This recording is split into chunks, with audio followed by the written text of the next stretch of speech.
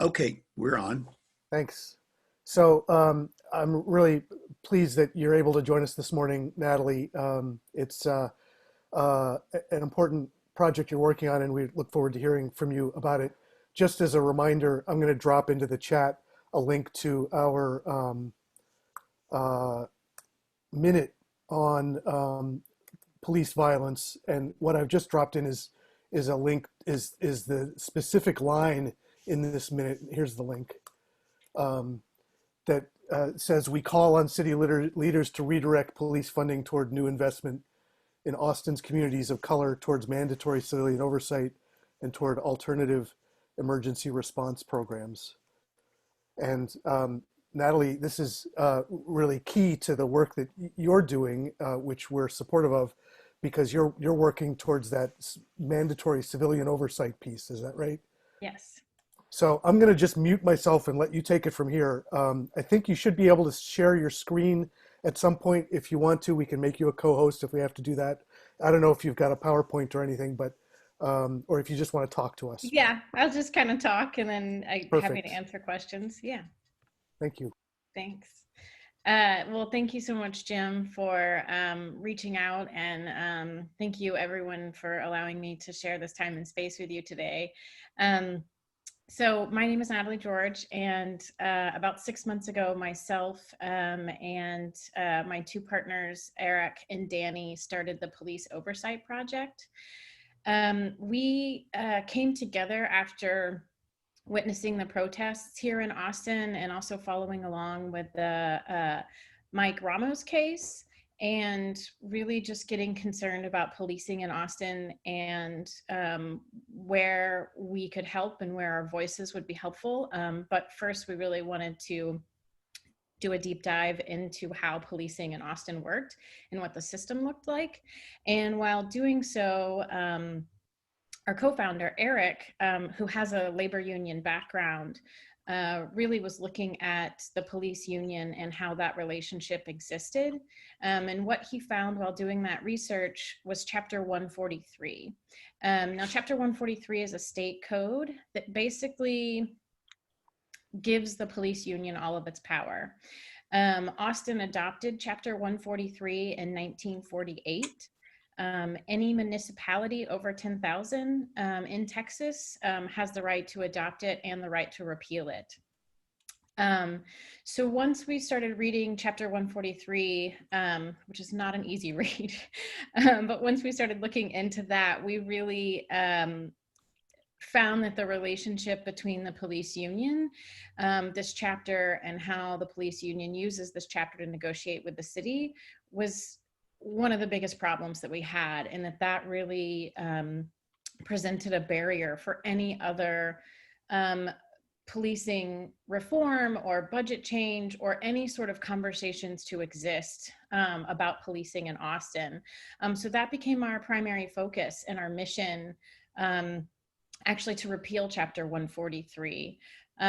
Now, in Chapter 143, there's three things that we specifically find problematic. The three things are, one, there's the 180-day rule. Now, the 180-day rule says that an officer cannot be brought up on charges or investigated for any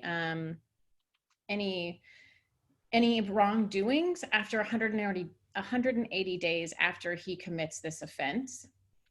Now, that means that if an officer committed an offense to the public or within his own policing partners, and the chief finds out about it on day 179, doesn't matter. He still cannot be disciplined or charged with anything after the 180-day rule.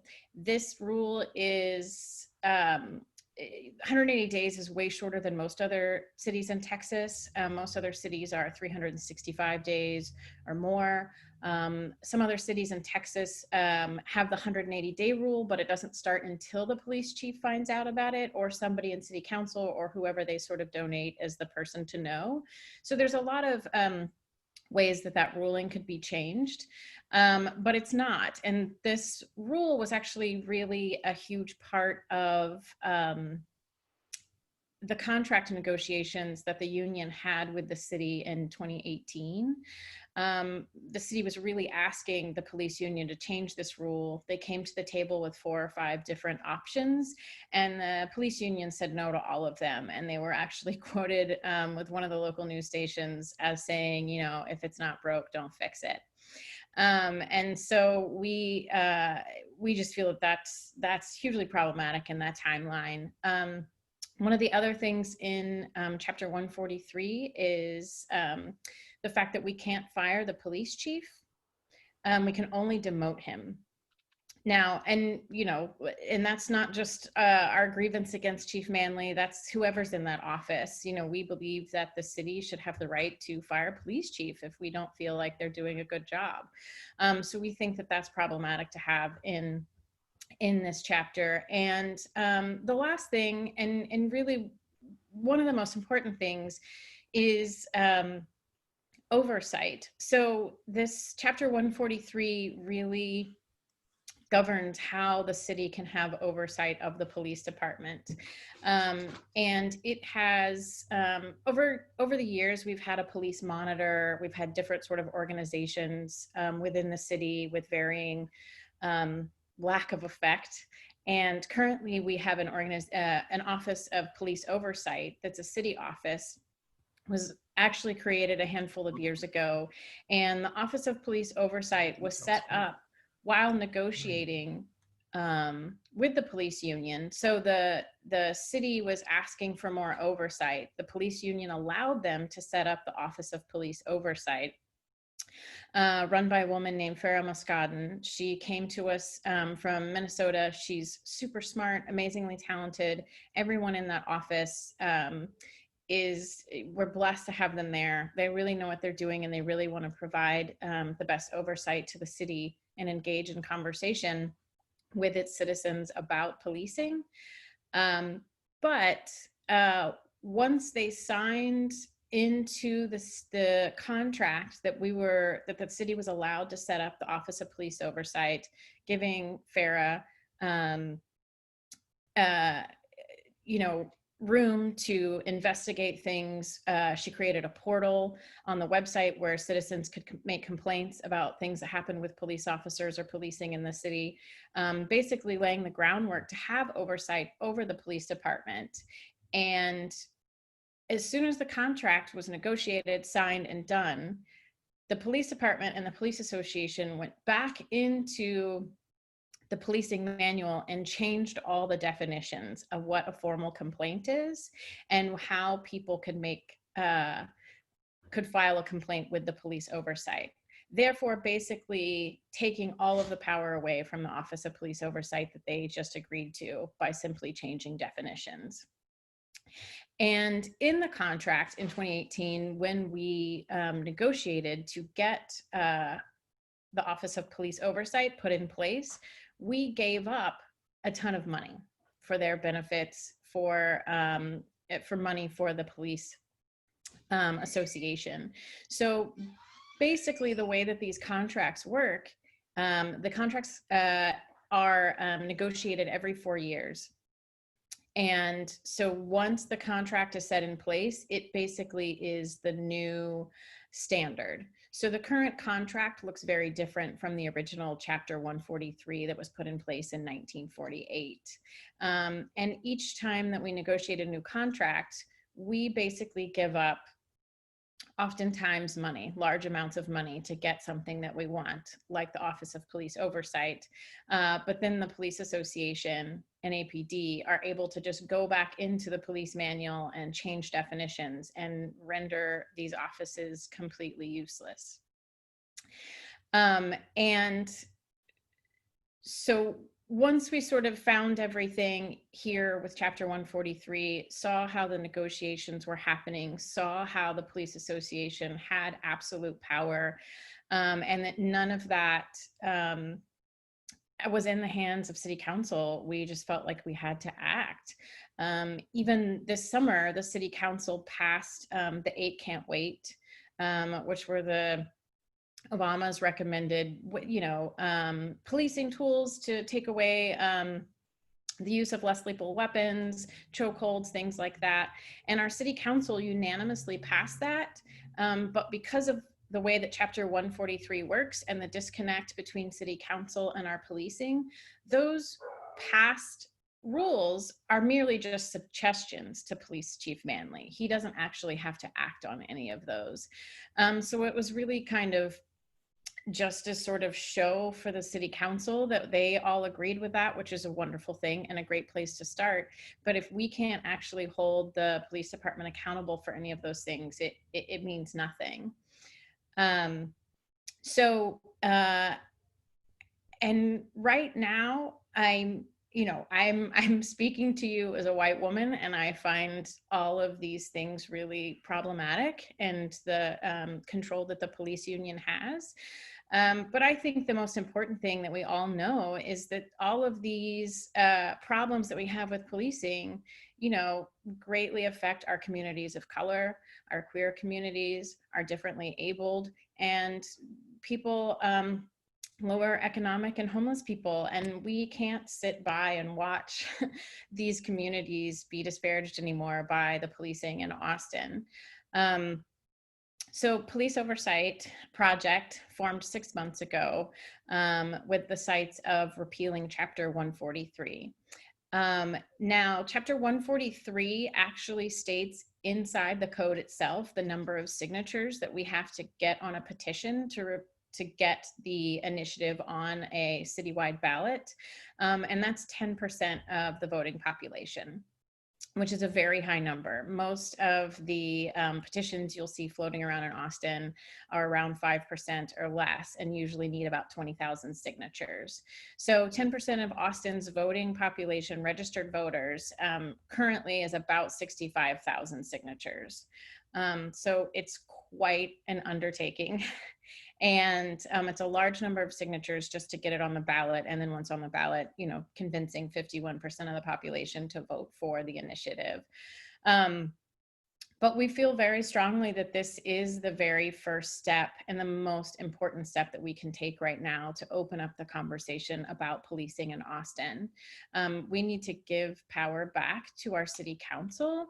Therefore, the city of Austin and its citizens, and really let us have a say in how policing is conducted in Austin. We've had numerous conversations with Austin Justice Coalition, Texas Appleseed, Just Liberty, Fair Defense, all of the players in criminal justice in the city of Austin and in Texas. And we actually have a friend and an ally with Fix SAPD, which is an organization in San Antonio that's repealing Chapter 143 there. And so we've been working alongside them as we learn and try to tackle this problem. And when we've sat down with community leaders and organizations like Austin Justice Coalition, they've all said that this is absolutely the number one most important thing that has to happen right now to make some real change in policing. What I can tell you that I've learned in the last 6 months is not only is policing problematic in Austin, or the system of how it works, but as I'm sure you're all aware, a lot of our systems are broken. And one of the biggest things is that our system is not set up right now for citizens to just collectively use their voices and make change. I've really discovered the difference between the haves and the have-nots, and how much money and power is needed to get 65,000 signatures on a petition, and how much is needed to really amplify our voices and be known out there. It's been hard and sometimes very discouraging, but at the end of the day, I can personally say that it just propels me to work even harder. Just knowing that if enough people collect their voices, that we can make this change. We've recently begun working with collective campaigns which is a local group that actually, they're currently running Jimmy Flanagan's reelection campaign.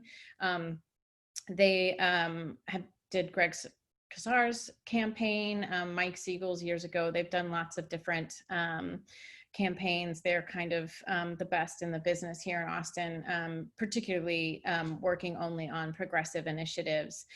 So now that we have them as our partners and our allies, we feel a lot stronger in our work to repeal Chapter 143. But we still have a long road to go. We are currently in a major fundraising push, and really just a educational push. We really just need our message shared with anyone and everyone in Austin, to make our efforts actually come together to get the 65,000 signatures on the petition. And I think that for me, we know that there's potentially moving into 2021, the Texas legislature could do something to thwart our work right now. Things could change. There's a lot at stake coming up into 2021. But I feel, while I'm focused on the goal of repealing Chapter 143 and the work of Police Oversight Project, I think that the louder that we are and the harder that we work is really just going to send a message to all of our leaders in Austin that we're ready for change, no matter what mantle somebody is taking up, that people are concerned, they're watching, they're listening, and they really have to take us seriously. So I'm excited about being that ripple of change, and starting with the police union and then seeing what's next. Thanks. I've dropped a link to the petition into the chat. In addition to, obviously, you're in a fundraising, but in addition to fundraising and signing the petition in a physical hard copy and mailing it back to you, what can we do to help? And I think at this point, we'll just open it up to questions and let people just unmute. Let's see if we can go ahead and have this fairly conversational and unstructured. But it looks like Howard has his hand up. So, so. Okay, we live just outside the Austin city limits. Mm-hmm. So I'm wondering what people in that situation can do. So since we're not actually voting residents of Austin, I assume we can't sign a petition. But is there something else that the people in that situation can do? People live in the Austin area but aren't in Austin? Yeah, I think the biggest thing is just tell anyone that you know in Austin. Just share our website with anyone that you come in contact with that is a registered voter in Austin. I think we have a weekly mailing list, and even just signing up for that, so that you're getting updates, and if there are future things that we are in need of, that you can share that information. Forwarding our weekly newsletter out to anyone that is a registered Austin voter is really important to us right now. Okay, thanks. Steve. Just two quick things, Natalie. What do our current city council people think about this effort? And two, have you reached out to all the neighborhood community organizations and the organization of neighborhoods? That's a great question, Steve. We currently, we have talked to about half of the city council members directly. We're in the process of getting official endorsements. Most everybody wanted to get through the election, and then this runoff, everyone kind of had their eye on the prize. From a progressive standpoint of making sure that Jimmy and Allison were elected, and then kind of willing to talk to us after that. Everyone's in full support. We do, we do have some insiders that have given us a heads up that everyone at City Council, including the mayor, has talked about this, and everyone is, off the record, eager to see us succeed. So we'll just be working now once we get through the runoffs next week or this week, and just to firm up endorsements and follow up with every single one of the council members. And your comment about the neighborhoods is great, and that's something that we just started about a month ago.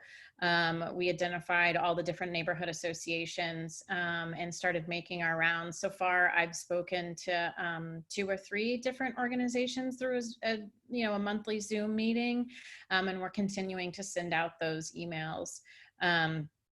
But if anyone has a connection to their own HOA or someone in particular, I'd absolutely take a direct connection, because we're just sort of at this point doing cold emails. But yeah, that's absolutely high on our priority to reach people per neighborhood. Chip, I think you have a question, right? I do. Thank you, Natalie, for being here. Thank you so much, and thank you for what you're doing. Thank you, Chip.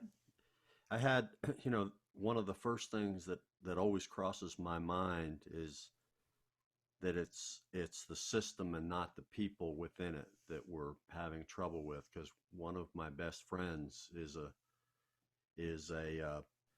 one of the officers in the police union, and I know him to be a good person, but yet he certainly is part of a system that needs a lot of work. I had a question along the lines of what Howard asked. I'm also in Williamson County, and we did manage to demonstrate that people will do the right thing by not reelecting Chody, and that was a good thing. But is chapter 143, is that specific to just townships, or is Williamson County, how does it work there? Is that something we should be pursuing in Williamson County or Cedar Park? Yeah, so it's per municipality. So it's any municipality over 10,000 that can adopt 143. Yeah, so the go-to would be, for example, if I live in Cedar Park, I should understand whether 143 has been adopted in my area. So that's a good point. I have two other quick questions, and then I'll mute. I'll ask them both, and you can go, because you've answered almost all of them. You mentioned the oversight organization by a person named Farah something. If you've had the have you had the opportunity to speak with her, and does she have concerns of what is going on within the police department? Yeah. So let me ask the second one, and then I'll leave it, because that one right there is probably loaded. It also, the second question also deals with the union. It sounded like in something that you said that the police chief himself is protected by the union. So is he a member of the union and therefore protected? That surprised me. So I'll mute. Okay. I made a note of a few things. So first and foremost, Chip, I wanted to just say, yes, if you do check into Cedar Park and you find that they have adopted 143 or have any questions, or anybody there is interested, of course, let me know. I'm happy to talk to anyone else that is that in any other city that's interested in repealing chapter 143. That's actually one of our biggest missions is once we're successful here, we really hope to share our playbook with any other city in Texas that's interested in doing this as well, and guide them through the process. Two, before I get to even your questions, you mentioned your friend who is an officer and a part of the association, and I do want to clarify and say that we are pro-union, we're pro-civil service. We absolutely want there to be a well-functioning police department and a police union. And once actually we repeal chapter 143, the union will still be allowed to exist. They will fall under chapters 141 and 142. And both of those say that there's allowed to be a collective bargaining agent for the police department, but all they're allowed to bargain for is pensions, wages, sick leave, things that a normal union should be negotiating for. So, and so we want that to be known. We don't want to strip any officers away from their pensions or their rights, or their rights to work within the union and be able to deal with any inappropriate situations that happen within policing and hierarchy, like you would in any other sort of business structure or union structure. So we want that to be there, and we think actually repealing Chapter 143 will actually make all of that stronger. And then moving to your questions, Chip, we have spoken to Farah Muscadden before, and she was the person that said that this is the most important thing that anyone in Austin could be doing right now in regards to policing. She can't really publicly endorse us or say anything right now. I mean, she's riding such a thin line of barely being able to accomplish anything and being constantly attacked and berated by Chief Manley and Ken Cassidy, that she really has to just kind of bite her tongue and try to accomplish anything that she can and take care of any of her citizens that she can at this time. So she is sort of off the record a huge supporter of us, and but she's just trying to hold on to what she can right now and hopes that we're successful soon.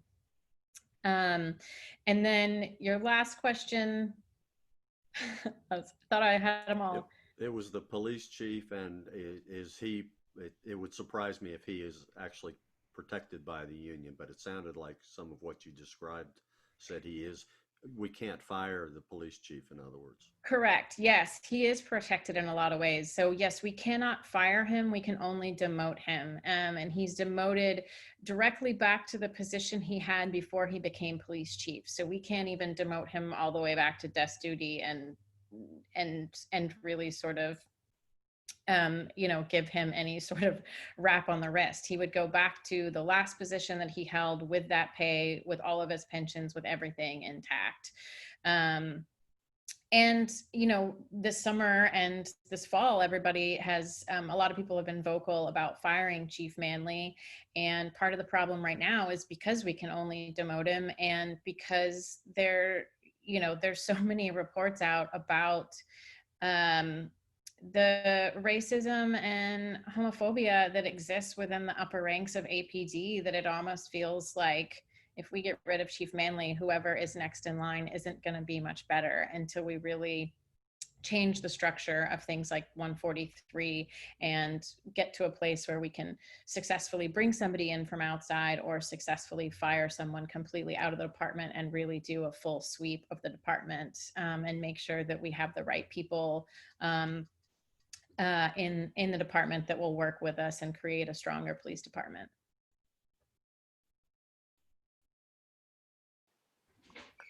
Melissa.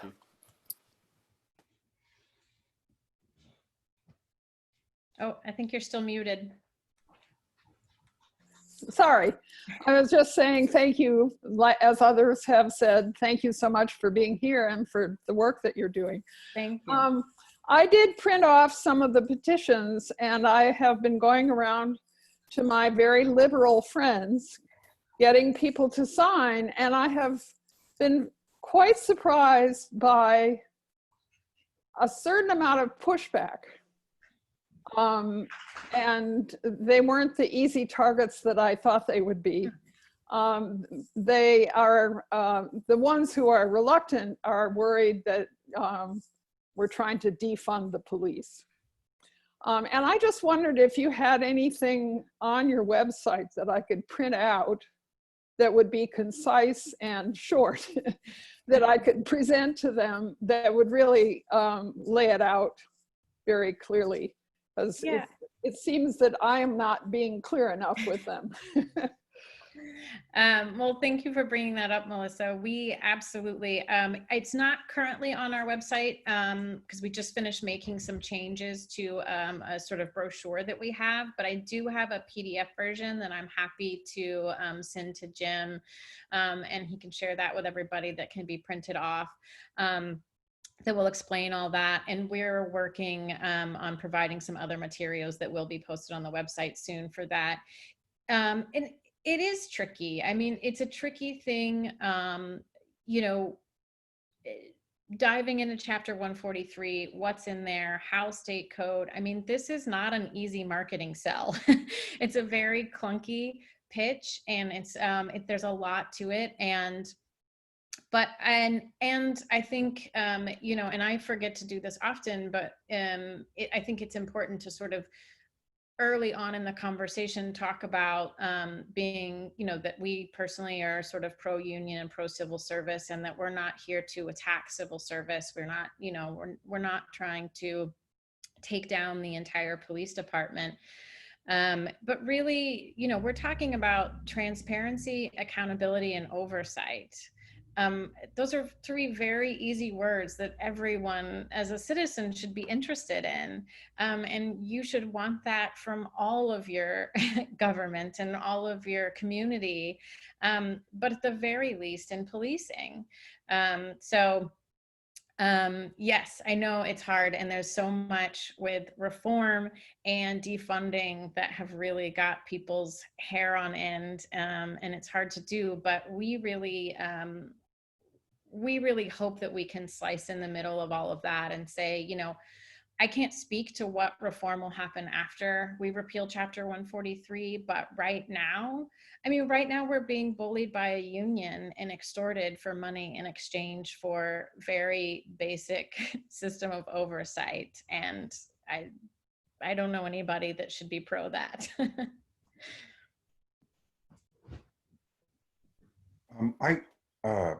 Sorry, I didn't. So I've already spoken. So if someone else has something, please jump in first. But otherwise, I have something to say.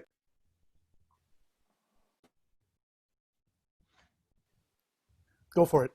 Okay, so there's also, I can think of 2 or 3 people I know who live in Austin who are coming from another direction with objections to this. These are the people who really do want to abolish the police department. And I don't know what the size of that is. And of course, I think that you can't just do that. But I'm wondering if also another key word, which I don't know if it works in the marketing of the accountability and oversight, you know, mantra, is that we want to get rid of impunity. I don't know if impunity is the right word to use here, but maybe talking about that too. I don't know. Yeah. And I don't know how big that group is, the people who would object to it from the left, you know, so to speak. Yeah, that's great. I hadn't thought about the word impunity. I'll have to think about that for sure. And yes, I have encountered the far left as well, and the people that don't feel like what we're doing is big enough, or is sort of like hard enough. But and that's fine, and people can feel that way. But I just know in my heart, and I feel like I have enough proof that this is just absolutely the place that we have to start, and nothing else can happen until this chapter is repealed, and you know, we have an even playing field between our elected officials and, you know, and our system. That sounds good. I think most people aren't aware of how, like you said, uneven that playing field is and how much our hands are tied right now. Yeah. One interesting, you know, I alluded to earlier, not actually mentioned, but you know, how much I've learned in the last 6 months about how difficult this is for just generally a couple of concerned citizens to decide they want to stand up and make a change. And I've had so many conversations now recently with state and national organizations, nonprofits, foundations, people that are in the criminal justice world. And you know, it's interesting how many of them sit down and have this meeting with me, which has taken me 6 months to even get on their calendars and have a conversation.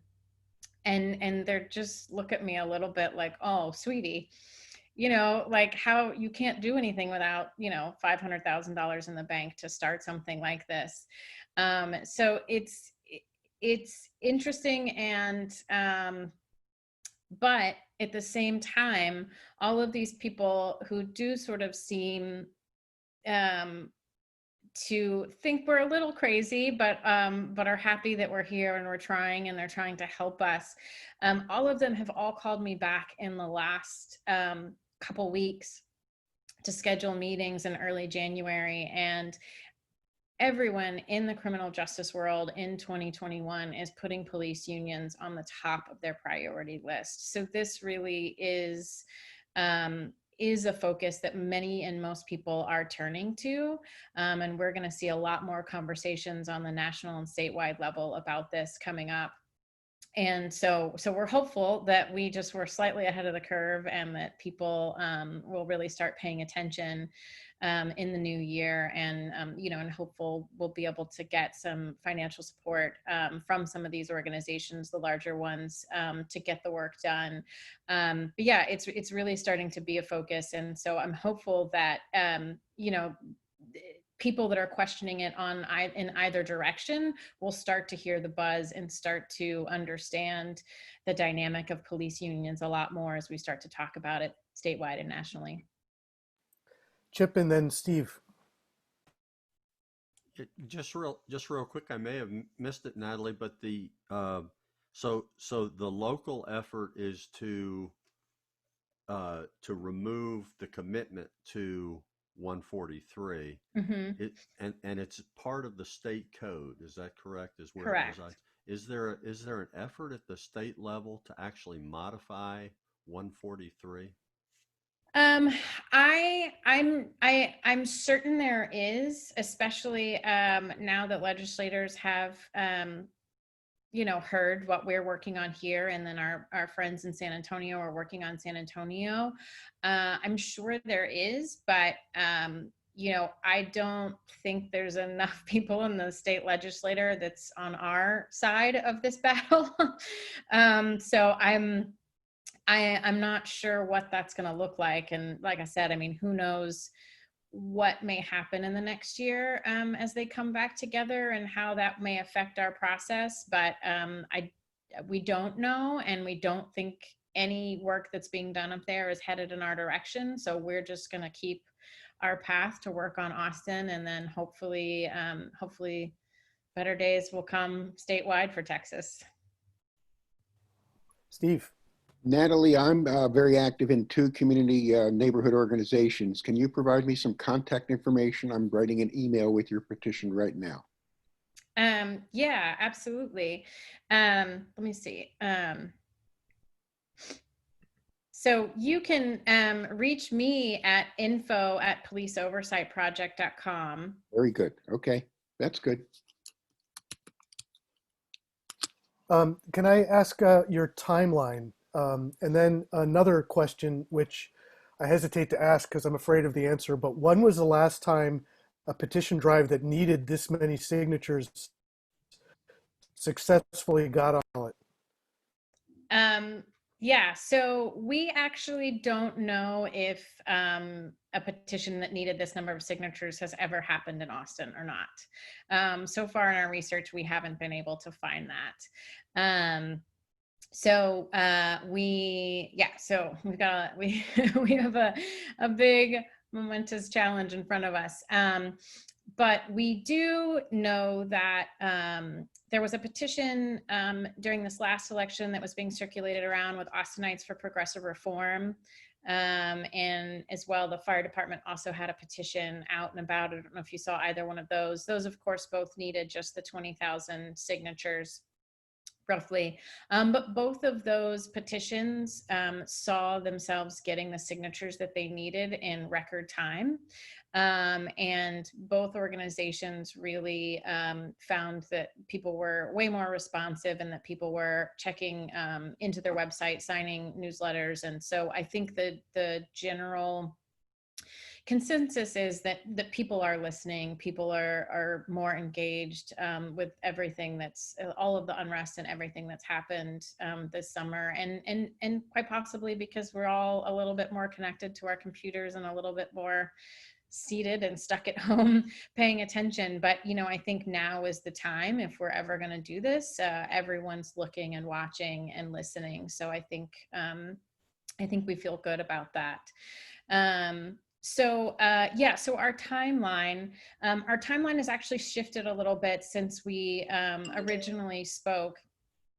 And we have, now that we're working with collective campaigns, we are actually working through a timeline in 2021 that has us getting to, hopefully, we originally were hoping to be on the May ballot, but we're looking to push that back and ultimately be on the November ballot. It is our goal. And so we're actually working right now to roll out information on our website and social media about that exact timeline. So we'll share that within the next week or two, now that we have collective campaigns at our side kind of guiding us through this process. Thank you. Mm-hmm. Other questions for Natalie?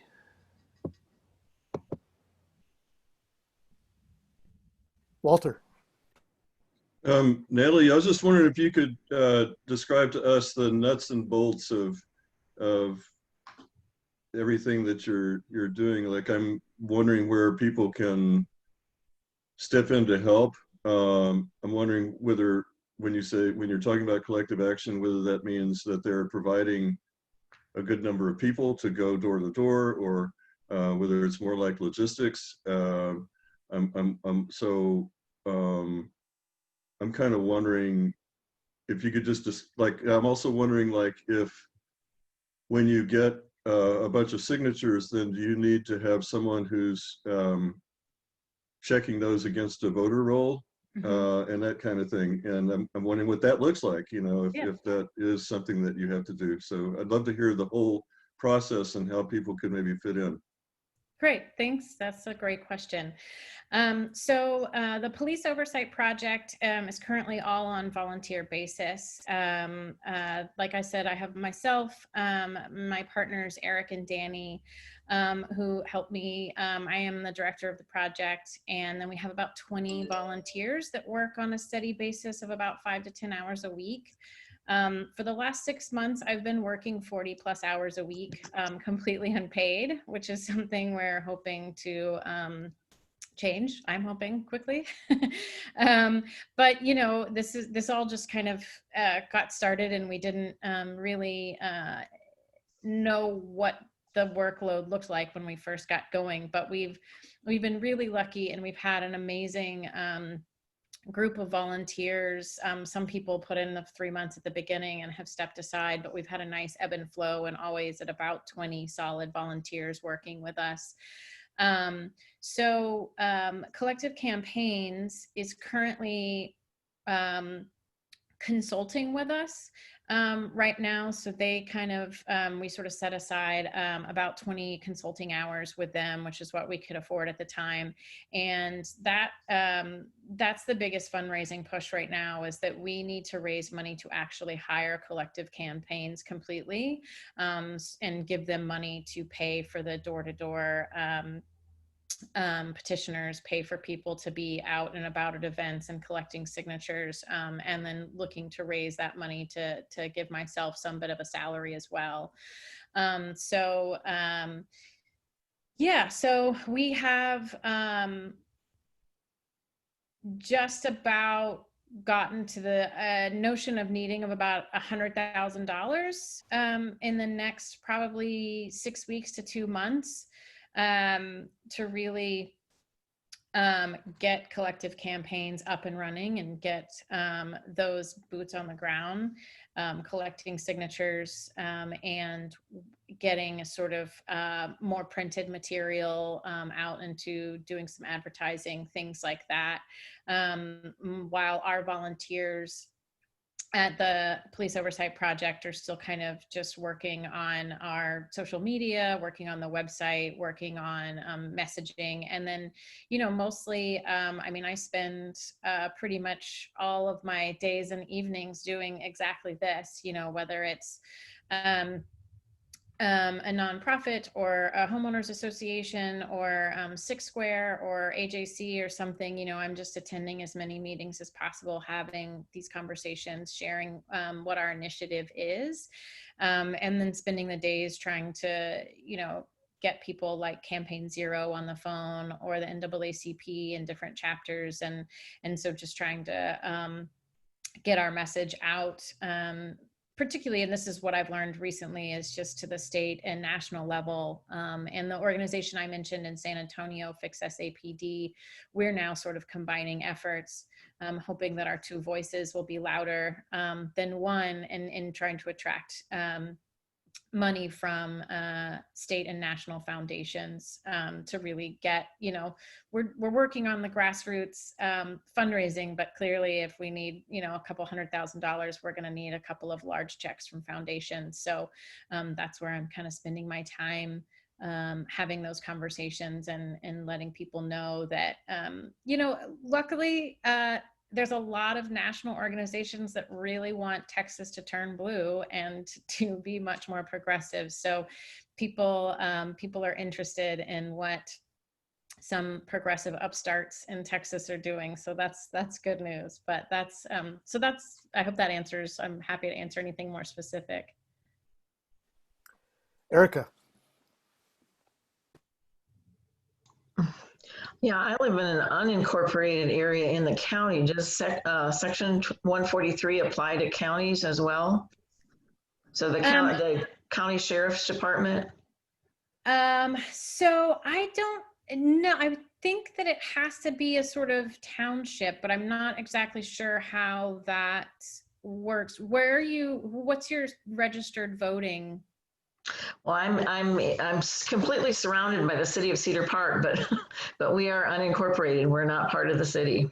We're in the extraterritorial jurisdiction, so to speak. Right.